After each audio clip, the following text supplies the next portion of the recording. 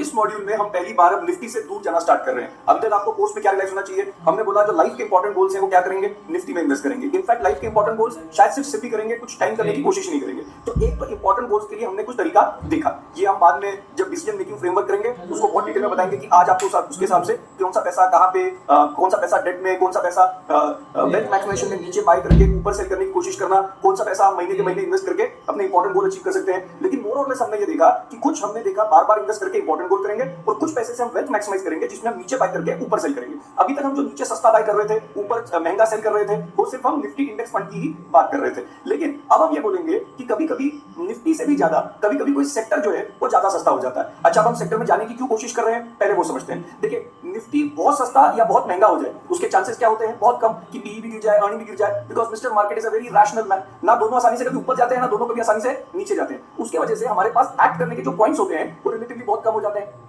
इसीलिए हम सेक्टर्स में भी जा रहे हैं और ये बोल रहे हैं कि हो सकता है निफ्टी क्लियरली सस्ता या महंगा ना हो, बट कोई सेक्टर जो है वो निफ्टी से ज्यादा सस्ता हो। इनफैक्ट बाद में जब हम इंडिविजुअल स्टॉक स्टार्ट करेंगे कोर्स के अंदर, उसमें भी हमारा रीजनिंग यही है कि सेक्टर के भी बहुत सस्ते या बहुत महंगे होने के चांसेस, पूरे सेक्टर, जैसे पूरा बैंक निफ्टी सस्ता हो जाए या पूरा ऑटो इंडेक्स सस्ता हो जाए या पूरा इंफ्रा इंडेक्स सस्ता या महंगा हो जाए, उसके चांसेस रिलेटिवली कम है। लेकिन कोई पर्टिकुलर स्टॉक बहुत सस्ता या बहुत महंगा हो जाए उसके चांसेस ज्यादा है। तो जहां पर भी हमको लगता है कि क्योंकि निफ्टी बहुत सस्ता या बहुत महंगा नहीं होगा तो सेक्टर में चले जाते हैं। कभी कभी सेक्टर सस्ता मिल जाता है और कभी कभी अगर सेक्टर में सस्ता महंगा नहीं दिख रहा तो हम स्टॉक्स में भी चले जाते हैं। लेकिन जितना हम निफ्टी से दूर तक जाते जाएंगे उतना हमारा रिस्क जो है वो बढ़ता जाएगा, तो वहां पर गलत होने के चांसेस बढ़ते जाएंगे। तो we have to be very very careful जब हम निफ्टी से दूर होकर कहीं और इन्वेस्ट कर रहे हैं। लेकिन हम इस वीडियो में सेक्टर्स के बारे में स्टार्ट करेंगे और नेक्स्ट वीडियो में ये भी बात करेंगे कि मैथमेटिकली कैसे पता करें कि कौन सा सेक्टर सस्ता कब होता है, और जो हमने हिस्टोरिकली कब कब बोला कि ये सेक्टर सस्ता है, क्यों बोला, और आज अगर मुझे कोई सेक्टर देखना होता तो मुझे कौन सा सेक्टर रिलेटिवली चीप लग रहा है। बट मैथमेटिकली समझने से पहले कि सेक्टर सस्ता या महंगा कौन सा है, उससे पहले हम क्या करेंगे, एक बार एक इकोनॉमिक साइकिल कैसे चलती है, उसके अंदर अलग अलग सेक्टर्स का क्या रोल होता है वो एक बार समझ लेते हैं। इससे हमको समझिए पड़ेगा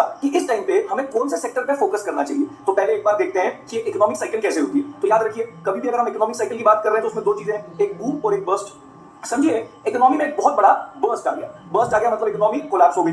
ये जनरली बर्स्ट कितने साल का होता है, 2 साल का होता है, कभी कभी 3 साल, 4 साल, 5 साल भी हो सकता है, बट जनरली हमने बोला ये बर्स्ट कितने साल का होता है समझने के लिए 2 इयर्स का होता है। उसके बाद जब ये बर्स्ट का एक नीचे सिग्निफिकेंट बॉटम आ जाता है, यहां पर गवर्नमेंट्स और सेंट्रल बैंक्स को लगता है कि क्राइसिस बहुत बड़ा हो गया है और हमको अब इकोनॉमी को क्या करना पड़ेगा, कुछ मदद करनी पड़ेगी ऊपर जाने के लिए। और उसके बाद वो यहाँ पर इंटरेस्ट रेट्स नीचे करना स्टार्ट कर देते हैं, या हो सकता है पहले से ही नीचे करना स्टार्ट कर चुके हैं बट यहाँ बहुत ज्यादा नीचे करते हैं। तो जब भी इकोनॉमिक क्राइसिस में आती है तो गवर्नमेंट को इकोनॉमी को ऊपर बढ़ाने के लिए कुछ स्टिमुलस देना पड़ता है। स्टिमुलस मतलब, अब स्टिमुलस दो तरीके के हो सकते हैं, एक हो सकता है फिस्कल स्टिमुलस, एक हो सकता है मॉनेटरी स्टिमुलस। अब फिस्कल और मॉनेटरी स्टिमुलस में क्या फर्क है, मॉनेटरी स्टिमुलस मतलब कि RBI central bank interest rate नीचे कर दे। इंटरेस्ट, ये सबसे सिंपल मॉनेटरी स्टिमुलस हो सकता है। इंटरेस्ट रेट नीचे किया तो क्या हुआ, लोगों की बाइंग पावर बढ़ गई, लोगों की लोन लेने की एबिलिटी बढ़ गई, लोन सस्ते हो गए, लोगों ने खर्चा किया तो इकोनॉमी रिकवर करने की कोशिश करेगी। और दूसरा एक और स्टिमुलस होता है फिस्कल, यानी गवर्नमेंट क्या करना स्टार्ट करे, गवर्नमेंट ये बोले कि चलो अगर इस टाइम पे मार्केट में चीजों की डिमांड कम है तो हम ही कंज्यूम कर लेते हैं, गवर्नमेंट खर्चा करना स्टार्ट कर दे, गवर्नमेंट बड़े बड़े प्रोजेक्ट देना स्टार्ट कर दे, या गवर्नमेंट जो है लोगों के हाथ में अकाउंट्स में पैसा डालना स्टार्ट कर दे ताकि कोई डिमांड क्रिएट हो जाए, या गवर्नमेंट जो है अचानक से पेट्रोल के ऊपर टैक्स कम कर दे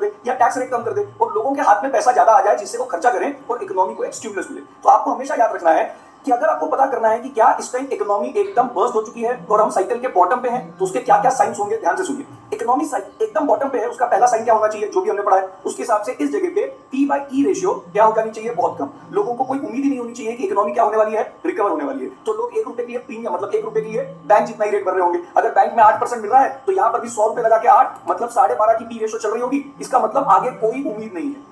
तो इकोनॉमिक साइकिल के बॉटम पे या स्टॉक मार्केट के बॉटम पे, इकोनॉमिक साइकिल नहीं बोलते, स्टॉक मार्केट के बॉटम पे पी रेशियो क्या होगी, कम। और क्या साइन होंगे, अर्निंग ग्रोथ रेट भी क्या हो गई होगी, लो। अर्निंग ग्रोथ रेट लो हो गई होगी, मतलब हमने बोला था अर्निंग ग्रोथ रेट लो कब बोलते हैं, जब 2 कंसेक्यूटिव ईयर्स अर्निंग वही की वही हो। मतलब अगर अर्निंग पहले भी 500 थी, अभी भी 500 है 2 साल से, जिसको हर साल 15% से बढ़ना था वो बढ़े ना और वही की वही रह जाए, तो अर्निंग भी क्या होगी, लो। और मुझे बताइए क्या क्या साइंस होंगे, यहाँ पर कोई आईपीओ नाम की चीज आई नहीं रही होगी, जो आईपीओ आने भी वाले होंगे उनको पोस्टपोन कर दिया जाएगा क्योंकि ये मार्केट से पैसा रेस करने के लिए बहुत अच्छा एनवायरनमेंट नहीं है। सरिता विमेंसरा ये बता रही होगी कि स्टॉक मार्केट क्यों रिस्की होता है, जुआ होता है। आपको सुनने को मिल रहा होगा कि आपके आसपास किसी ने सुसाइड कर लिया, या आपके आसपास नहीं, शायद न्यूज़पेपर में पढ़ने को मिल रहा होगा कि लोगों ने सुसाइड कर लिया कि स्टॉक मार्केट का रिस्क लॉस बहुत ज्यादा हो गया है। और इंटरेस्ट रेट्स भी सरकारें क्या कर रही होंगी, नीचे। अगर सरकारें इंटरेस्ट रेट्स ऊपर कर रही हैं तो आप कभी ये बोल ही नहीं सकते कि आप इकोनॉमिक साइकिल के बॉटम पे हैं या स्टॉक मार्केट के बॉटम पे। स्टॉक मार्केट के बॉटम पे इंटरेस्ट रेट नीचे जा ही रहे होंगे, डिमांड कम होगी, आईपीओ नाम की कोई चीज नहीं होगी, सब लोग स्टॉक मार्केट में इन्वेस्ट करने और इकोनॉमी को लेकर बहुत डरे हुए होंगे, पी और ईजीआर लो होगी। जब ऐसा हो जाएगा तब उसके लिए सरकारें या तो फिस्कल स्टिमुलस देंगी या मॉनेटरी स्टिमुलस देंगी। लेकिन फिस्कल स्टिमुलस के लिए सरकार को क्या करना पड़ता है? खर्चा करना पड़ता है। और इस टाइम पे जब इकोनॉमी कोलैप्स हो रही होती है तो सरकार के पास भी पैसे की प्रॉब्लम हो सकती है, उसको भी डर लग रहा होता है आगे क्या होगा। तो सरकारें अधिकतर क्या करती हैं, जब इकोनॉमी कोलैप्स होती है तो फिस्कल स्टिमुलस जनरली बहुत लास्ट मेजर है, जब क्राइसिस बहुत बड़ा हो जाए। सबसे पहले तो गवर्नमेंट जो है सेंट्रल बैंक से रिक्वेस्ट करेगी या सेंट्रल बैंक खुद ही सोचेगी कि हमको क्या करना चाहिए, इंटरेस्ट रेट नीचे। अब जैसे इंटरेस्ट रेट नीचे होंगे इकोनॉमी रिकवर करना स्टार्ट करेगी। ये जो इकोनॉमिक रिकवरी है इसके अलग अलग फेजेस होते हैं। जैसे फेज 1 उसमें कुछ पर्टिकुलर चीज होगी, फिर जब रिकवरी स्टार्ट हो जाएगी उसको मेंटेन करने के लिए फेज 2 होगा, वो एक अलग चीज होगी, फिर फेज 3 होगा। और उसके बाद वापस जब इकोनॉमी, ये जो बूम है वो कितने साल का होता है जनरली? 5 साल का। जनरली कोई रीजन नहीं है कि 5 ही हो, 6 हो सकता है, 7 हो सकता है, शॉर्ट भी हो सकता है। कभी कभी इकोनॉमिक रिकवरी 2 साल की होती है फिर कोलैप्स कर जाती है, ये भी हम समझेंगे। लेकिन जब कोलैप्स करती है, अगर समझिए पूरा बूम आया उसके बाद कोलैप्स आया, उसके बाद आता है आपका फेज 4। तो ये अलग अलग फेजेस हैं और ये फेज जनरली ओवरलैप भी करते हैं। मतलब कई बार फेज 1 फेज 2 साथ में चल रहे होते हैं, फेज 2 फेज 3 साथ में चल रहे होते हैं, तो ओवरलैप करते हैं। बट इजी करने के लिए समझ लेते हैं ये 1.5 से 2 साल का पीरियड होता है। अगर 5 साल चलना है, ये भी 1.5 से 2 साल का होता है, ये भी 1.5 से 2 साल का होता है। और फिर वापस एक बर्स्ट आता है जिसको हम बोल देते हैं फेज 4। अब आपको मेरे को ये बताना है कि जब इकोनॉमिक क्राइसिस में आती है और गवर्नमेंट स्टिमुलस देती है, गवर्नमेंट स्टिमुलस कोशिश करेगी वो फिस्कल स्टिमुलस ना दे, वो सेंट्रल बैंक से रिक्वेस्ट करेगी कि वो क्या दे, मॉनेटरी स्टिमुलस दे। तो सबसे पहले फेज 1 में कौन से ऐसे सेक्टर्स हैं जिनको बेटर करना चाहिए एज कंपेयर टू निफ्टी? मतलब निफ्टी शायद उतना अच्छा ना करे जितना ये पर्टिकुलर सेक्टर करेंगे। स्टॉक मार्केट में उनका क्या होगा ये एक अलग क्वेश्चन है, लेकिन कई पर्टिकुलर सेक्टर्स का प्रॉफिट जो है वो ज्यादा बढ़ना स्टार्ट हो जाएगा as compare to the broader market. मतलब पूरी इकोनॉमी से ज्यादा ये पर्टिकुलर सेक्टर ज्यादा अच्छा करेंगे। और अगर वो स्टॉक सस्ते होंगे तो क्या होगा, उनकी पी रेशियो भी कम है और उनकी अगर अर्निंग बढ़ना स्टार्ट हो जाए तो अर्निंग भी बढ़ेगी और सेंटीमेंट भी बढ़ेगा, यानी पी भी बढ़ेगी। तो उन स्टॉक्स में ज्यादा फायदा हो सकता है एज कंपेयर टू निफ्टी। लेकिन अगर पहले से ही पी ज्यादा है तो शायद उतना फायदा ना हो। तो अभी हम स्टॉक में परफॉर्मेंस कैसी होगी उस पर फोकस नहीं कर रहे।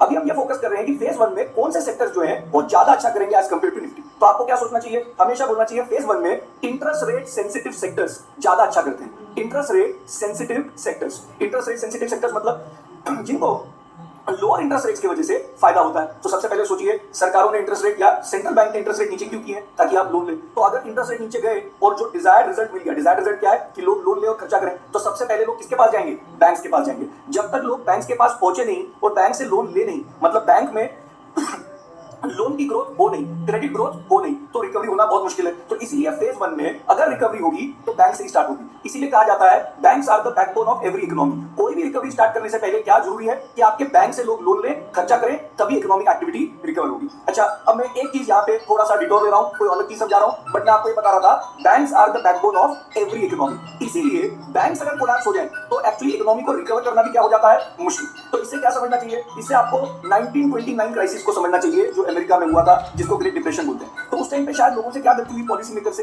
अभी अमेरिका जो था वो बोलता था हम कैपिटलिस्ट हैं, तो अब कैपिटलिज्म में तो क्या होता है, गवर्नमेंट इंटरफेरेंस बहुत कम होता है। तो अगर इकोनॉमी कोलैप्स हो रही है यानी कि इन्फ्लेशन डिफ्लेशन में हो जाए। अच्छा, एक और चीज, ये जो बॉटम था जो मैंने आपको बताया था, इधर पी बाई ई कम होगी, ईजीआर कम होगा, इंटरेस्ट रेट नीचे जा रहा होगा। इधर मुझे बताइए इस बॉटम पे इन्फ्लेशन का प्रॉब्लम चल रहा होगा या डिफ्लेशन का प्रॉब्लम चल रहा होगा? सोच के बताइए। आप चाहे तो पॉज कर सकते हैं, 2-3 मिनट सोचिए कि जब क्राइसिस चल रहा है, इकोनॉमी बॉटम पे है, सरकारों ने इंटरेस्ट रेट नीचे किया है या सेंट्रल बैंक ने इंटरेस्ट रेट नीचे किया है, उस टाइम पे कंट्री को इन्फ्लेशन का प्रॉब्लम हो रहा होगा या डिफ्लेशन का प्रॉब्लम हो रहा होगा? तो मैं अज्यूम कर रहा हूं आपने राइट गेस किया है, एक्चुअली इस टाइम पे डिफ्लेशन का प्रॉब्लम होगा। तो 1929 में भी क्या हुआ, जब इकोनॉमी पीक पे थी और वहां से इकोनॉमी जो बबल था वो बर्स्ट हुआ, तो एकदम से हर चीज की डिमांड कम हो गई। डिमांड कम हुई तो क्या होना स्टार्ट हुआ, डिफ्लेशन होना स्टार्ट हुआ। लोगों को फ्यूचर पे भरोसा नहीं लग रहा था, लोगों की इनकम गिर रही थी, लोगों के जो एसेट थे उनके प्राइस मार्केट में क्या हो रहे थे, कम हो रहे थे। तो सबकी बाइंग पावर, खरीदने की क्षमता या फीलिंग की मैं और खर्चा करूं वो भी क्या हो जाती है, कम। तो हर चीज की डिमांड कम हुई, महंगाई कम हुई।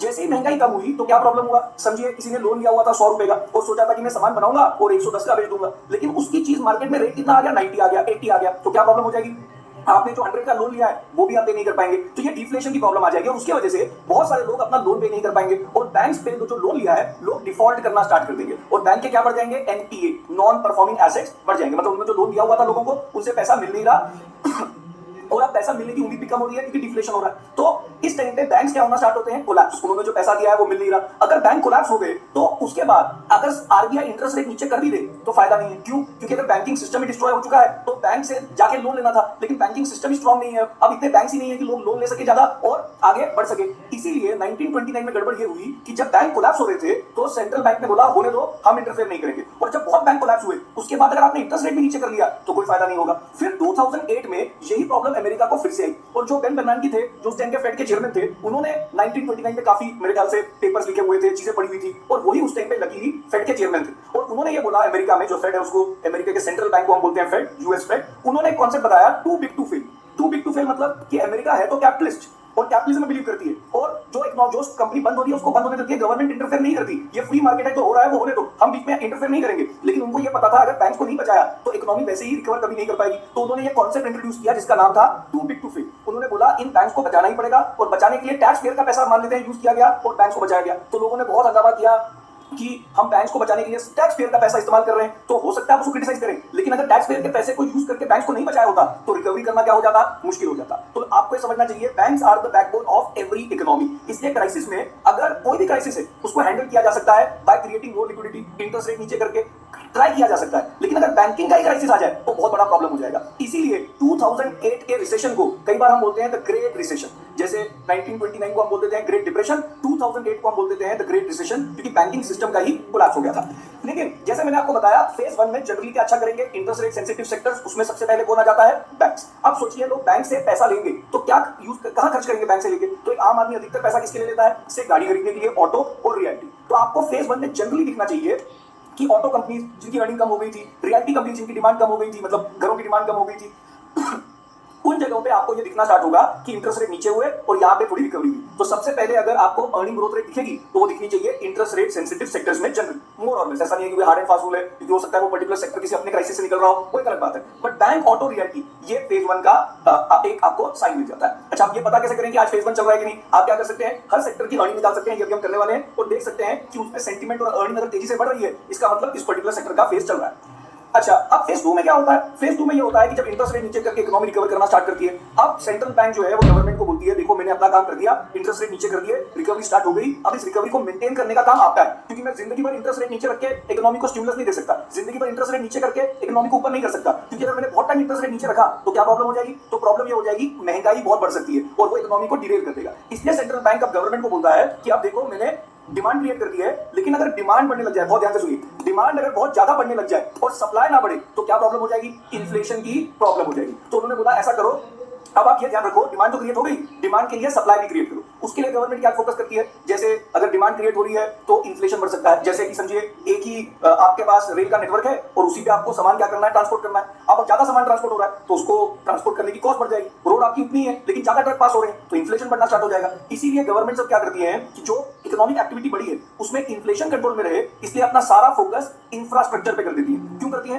क्योंकि अभी तो इंटरेस्ट रेट नीचे करके इकोनॉमी बढ़ाई थी, अब हमको क्या करना है, सच में कुछ प्रोड्यूस करना है और इकोनॉमिक एक्टिविटी बढ़ानी है। और इंफ्रा पे गवर्नमेंट क्यों फोकस करती है? क्योंकि ये माना जाता है every dollar spent on infrastructure creates more jobs than any other sector. तो गवर्नमेंट अब ये बोलती है कि चलो अब हो गया है, अब सारा जिम्मा हमारे ऊपर है, हम इंफ्रा पे स्पेंड करेंगे जिससे जॉब भी क्रिएट होगी लेकिन इन्फ्लेशन भी कंट्रोल में रहेगा, क्योंकि आपने ज्यादा बड़ा इंफ्रास्ट्रक्चर का नेटवर्क क्रिएट कर दिया, कॉस्ट ऑफ ट्रांसपोर्टेशन वगैरह आपने कंट्रोल कर दी। और क्या करते हैं, और जो कंपनीज हैं जैसे कि ऑटो कंपनीज है, इंटरेस्ट रेट नीचे हुए तो उनकी सेल हुई तो उन्होंने बोला अच्छा हमारा सेल बहुत ज्यादा हो रही है, डिमांड कार की बहुत बढ़ रही है, तो हमको कार के लिए नया प्लांट लगाना है। अगर आपको कार के लिए नया प्लांट लगाना है तो मारुति खुद तो प्लांट नहीं लगाती, मारुति कार प्रोड्यूस करती है, लेकिन प्लांट किसी और कंपनी को लगाने के लिए बोलती है। वो कौन सी कंपनी होती है? Capital good companies, companies that help other companies to expand. तो फेज 1 में हमने डिमांड क्रिएट करी और फेज 2 में जो डिमांड क्रिएट करी है उसके लिए हमने प्रोडक्शन बढ़ाने की कोशिश करी। चाहे कंपनीज, प्राइवेट कंपनीज एक्सपेंशन करेंगी ताकि ज्यादा सामान प्रोड्यूस करें, या गवर्नमेंट इंफ्रास्ट्रक्चर पे करेगी, या आप इंजीनियरिंग कंपनीज बोल सकते हैं, companies that help other companies to expand. जैसे डीएलएफ ने बोला घरों की डिमांड ज्यादा बढ़ रही है तो हमको घर कंस्ट्रक्ट करना है, लेकिन कंस्ट्रक्ट करने के लिए एलएनटी आ रही है। कोई भी किसने बोला प्लांट लगाना है तो प्लांट लगाने के लिए दूसरी इंजीनियरिंग कंपनी आ रही है। तो सेकंड फेज में फोकस कहां चले जाता है? इंफ्रा। तो आपको क्या सोचना चाहिए, आपको ये पूछना चाहिए क्या आजकल फेज 2 चल रहा है, उसका बेस्ट तरीका क्या है? इंफ्रास्ट्रक्चर में जो लोग काम करते हैं उनसे पूछिए, वैसे तो जो लोग पेपर पढ़ते हैं उनको वैसे समझ पड़ जाएगा, उनसे पूछिए क्या उनकी जॉब्स जो है वो एकदम पीक पे चल रही है, बहुत जॉब्स है उनके सेक्टर में, क्या उनकी कंपनी के प्रॉफिट बहुत तेजी से बढ़ रहे हैं। तो मोर और लेस आपको पता लगेगा इस टाइम पे ऐसा नहीं चल रहा, जब मैं ये बना रहा हूं मई 2022 ऐसा नहीं चल रहा। लेकिन क्या इंटरेस्ट रेट नीचे चल रहे हैं? अभी तक तो चल रहे थे, पहली बार सेंट्रल बैंक ने इंटरेस्ट रेट ऊपर किए। इनफैक्ट इंटरेस्ट रेट जब पहली बार आरबीआई ऊपर करती है, इंक्रीज करती है, that is not necessarily negative. Inflation की वजह से प्रॉब्लम हो सकती है, वो बात करेंगे, बट पहली बार इंटरेस्ट रेट जब आरबीआई ऊपर करती है, ये सिग्नल है कि आरबीआई ने जो इंटरेस्ट रेट नीचे किए थे डिमांड क्रिएट करने के लिए, डिमांड क्रिएट हो गई है। उनको डर लग रहा है इतनी डिमांड क्रिएट ना हो जाए जिसकी हम सप्लाई ना दे पाए तो कहीं इन्फ्लेशन ना बढ़ जाए। लेकिन सेकंड फेज में इंफ्रा, कैपिटल गुड्स, इंजीनियरिंग अच्छा करेंगे। फिर क्या होगा? 1.5-2 साल समझे इंफ्रा में बहुत काम हुआ, तो इंफ्रा के लिए क्या चाहिए? जो रॉ मटेरियल मतलब आपके जो भी कमोडिटीज हैं उनकी डिमांड बढ़ जाएगी, सीमेंट की डिमांड बढ़ जाएगी, स्टील की डिमांड बढ़ जाएगी, तो जो भी चीजें, ऑयल की डिमांड बहुत बढ़ जाएगी क्योंकि ऑयल एक इंडस्ट्रियल कमोडिटी है एक तरीके से। तो जब एक्सपेंशन होगा, जब इंफ्रास्ट्रक्चर डेवलप होगा तो ऑयल की डिमांड भी बढ़ जाएगी। तो यहां पर आपको देखने को मिलेगा कि अब इंफ्रास्ट्रक्चर में इतना स्पेंड हो रहा है कि कमोडिटी के प्राइसेस बढ़ना स्टार्ट हो रहे हैं, और कमोडिटी के प्राइसेस जब बढ़ना स्टार्ट होते हैं तो किनको फायदा होता है? कमोडिटी के प्रोड्यूसर्स को। तो अब आपको पता लगेगा, पहले bank auto reality interest rate low करके हमने डिमांड क्रिएट करी। सेकंड फेज में गवर्नमेंट अब उस डिमांड के लिए सप्लाई क्रिएट करेगी, मतलब कैपिटल गुड्स, मतलब कैपिटल एक्सपेंडिचर। जो जो कंपनीज एक्सपेंशन में मदद करती है, इंजीनियरिंग कंपनीज जो होती हैं अधिकतर, जिनको कैपिटल गुड कंपनीज बोलते हैं, वो अच्छा करेंगी। फिर जब कैपिटल और इंफ्रास्ट्रक्चर कंपनीज बहुत अच्छा करेंगी तो कमोडिटी के प्राइस बढ़ जाएंगे, और अगर कमोडिटी के प्राइस बढ़ गए तो कमोडिटी प्रोड्यूसर्स को बहुत फायदा होगा। जैसे कि समझिए, मैं आयरन निकालता हूं तो आयरन की कॉस्ट निकालने की कॉस्ट मोर और लेस उतनी है, लेकिन आयरन का मार्केट में रेट अगर बढ़ जाए तो मुझे क्या फायदा होता है, मुझे ज्यादा पैसा मिलना स्टार्ट हो जाता है। तो इसका मतलब ऑयल निकालने की कॉस्ट तो मेरी इतनी है, लेकिन मार्केट में रेट ऑयल का बढ़ जाए उतनी है, मतलब इन्फ्लेशन से बढ़ सकती है बट मोर और लेस उतनी है। लेकिन अगर ऑयल का प्राइस मार्केट में बहुत बढ़ जाए तो ऑयल प्रोड्यूसिंग कंपनीज को बहुत फायदा हो जाएगा। तो फेज 3 में सारी कमोडिटी, जैसे कमोडिटी रिलेटेड कंपनीज, चाहे हिंडाल्को हो, टाटा स्टील हो, ये सारी कंपनीज जो है उनका बेसिकली वहां पे पैसा बनने के चांसेस क्या हो जाएंगे, ज्यादा हो जाएंगे। लेकिन जब कमोडिटी के प्राइसेस बढ़ने लग जाए तो फायदा तो होगा। तो अभी तक क्या हो रहा है आपने देखा, इकोनॉमी के कोई भी डिमांड नहीं थी, इंटरेस्ट रेट नीचे करके हमने डिमांड क्रिएट करी, फिर हमने प्रोड्यूस किया, capital good companies, engineering companies ने, उन्होंने सप्लाई क्रिएट करी, और उसके बाद एकदम से कमोडिटी के प्राइसेस, ऑयल के प्राइस ऊपर, सब चीजों के प्राइस ऊपर, जब ये प्राइस ऊपर होने लग जाए तो क्या प्रॉब्लम हो जाएगी, इंफ्रास्ट्रक्चर को क्या चाहिए, कमोडिटी के प्राइसेस लो होने चाहिए और इंटरेस्ट रेट्स क्या होने चाहिए, लो।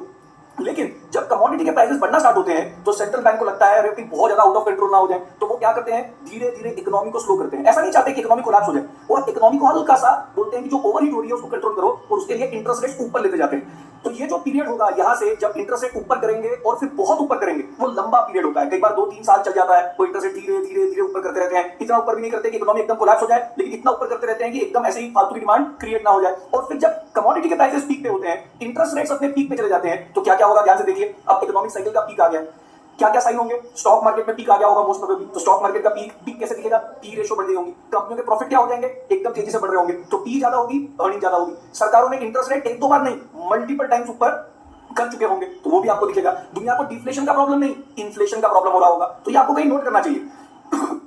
हमने ये बोला था कि बॉटम पे क्या प्रॉब्लम होगा, डिफ्लेशन का प्रॉब्लम होगा, पी कम होगी, अर्निंग ग्रोथ रेट कम होगी, और फिर हमने बोला था कोई आईपीओ नहीं आ रहा होगा, इसका एग्जैक्टली अपोजिट ऊपर चल रहा होगा, इंटरेस्ट रेट बढ़ाए जा रहे होंगे, और पहली बार नहीं, पहली बार तो इकोनॉमिक साइकिल में बढ़ते हैं तो दैट इज गुड न्यूज। लेकिन जब बढ़ाते जाते हैं तो वो आपको सिग्नल देते हैं कि इन्फ्लेशन हम कंट्रोल में ला नहीं पा रहे हैं, इसलिए हमको इंटरेस्ट ऊपर करना पड़ रहा है। तो इंटरेस्ट रेट ऊपर होंगे, डिफ्लेशन की प्रॉब्लम नहीं होगी, इन्फ्लेशन की प्रॉब्लम होगी, पीवाई ज्यादा हो गया होगा, अर्निंग ग्रोथ रेट हो सकता है 15%, जो नॉर्मल ग्रोथ है इन 5 साल में 15% से ज्यादा ग्रोथ हो गई होगी। आईपीओ का लाइन लग जाएगी, आईपीओ की, सब लोग बोलेंगे आईपीओ लेके आओ, आईपीओ लेके आओ, बड़े बड़े आईपीओ आने की लाइन लग जाएगी। और क्या हो सकता है, सरिता विलियम्स बोलेगी सबको स्टॉक मार्केट में इन्वेस्ट करना चाहिए। तो ये साइन अगर हम देखें तो आज हम थोड़ा सा कंफ्यूज है, जनरली हमेशा ही ऐसा होगा, मार्केट हमेशा कंफ्यूज रहेगी, क्लियर सिग्नल नहीं देगी कि हम कहां हैं।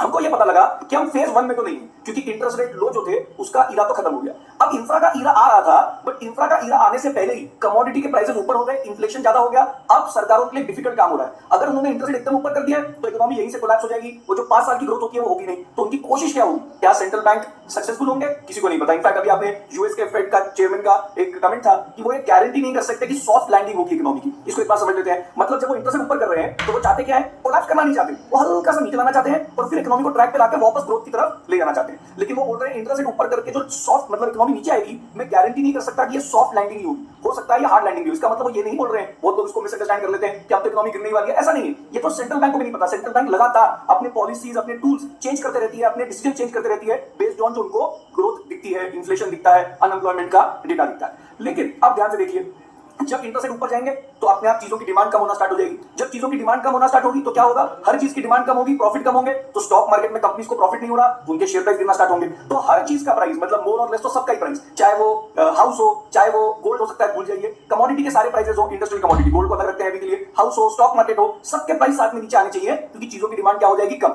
इस पीरियड में फेज 4 के सेक्टर्स जो हैं वो अच्छा करते हैं। फेज 4 में कौन से सेक्टर्स होने चाहिए, इसको बोलते हैं हम डिफेंसिव्स।